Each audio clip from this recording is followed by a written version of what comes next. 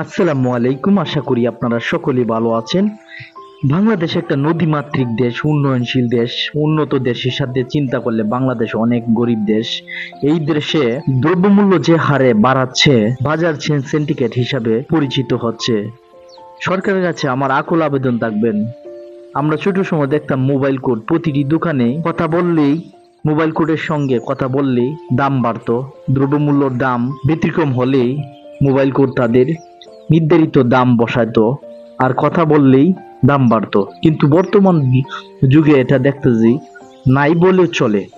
Mobile code বাজার পরিদর্শন করা খুবই গুরুত্বপূর্ণ বিষয়। আমাদের বাংলাদেশের সরকারের কাছে আকুল আবেদন থাকবে, নতুন করে সব জায়গায় যেন মোবাইল কোড পরিদর্শন, বাজার পরিদর্শন করে, তাহলে বাংলাদেশের সেন্টিকেট সবকিছু সম্প্রচার হবে, বাংলাদেশও সুন্দর হবে, জনগণও ভালো থাকবে, সরকারও ভালো থাকবে। ভালো থাকেন, সুস্থ থাকেন, আল্লাহ হাফেজ।